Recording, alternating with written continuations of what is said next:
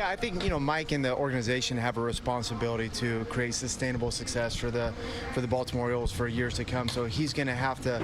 That's a big responsibility that he has, and he's going to have to manage it how he is going to manage it, which will be the right way. And for me, on my end and my staff's end, our mindset is to win with whoever's here. So regardless of whether a player gets traded or not, or certain players get traded, our goal every day is to win the game. Now, we're fortunate to go through this. You're going to have a core group of players that are going to be here. I think we all know who those guys are.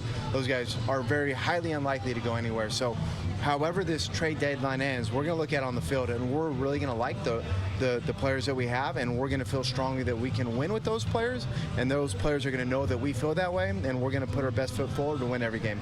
You talked about the balance of development mode versus win now mode, and it's always going to be a little bit like juggling the two, perhaps. At what point do you maybe the scale would tip more toward development? At what point would that happen? Sure, I think as you look at the roster and there's spots for development, right, where there's an open lineup spot where you can get a guy in there. I think that's probably where you're looking at it. When you look at a lineup and you got a player that's really good and having a really good year, you would be really hard-pressed to find any manager in baseball, basketball, football, any sport, soccer, you name it. You got a player that's performing at a high level, and you're going to sit him in order to develop a player. It just doesn't go that way, and that's not the right way to do it. So as spots become available, and whether that comes through injuries, which we've seen, or trades, or free agency, however this works, as spots open up, I think that's where you see young guys get a little bit more, I guess, leniency to play with. With those core players that you mentioned likely to be sticking around, have you seen progress from them in maybe dealing with the frustration of a down season in a way that could help in years to come?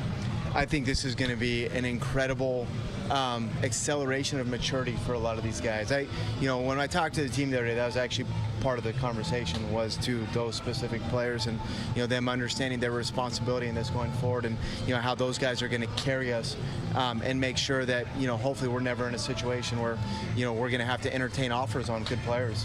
So our young players, and you guys know who those guys are, but our young players, they're going to carry that responsibility. They do right now, and they know it, and they're carrying it pretty good for me right now, and I'm excited to kind of watch how they grow out of this for years to come. I talked to Jackson after the game yesterday about his approach on attacking early in the contact, and he says he's always ready when he goes up looking for that first pitch fastball. How much has he matured since the player that you saw last year with this team? He's a heck of a player, man. And it's like I get a kick out of the you swing a first pitch, and a lot of times we see guys come up from the minor leagues with these big walk rates, right? Like they walk a lot in the minor leagues, and all of a sudden they get to the big leagues and they don't walk. Why? Because big league pitchers don't walk hitters unless you earn walks. So part of this for Jackson is he's aggressive early in the count.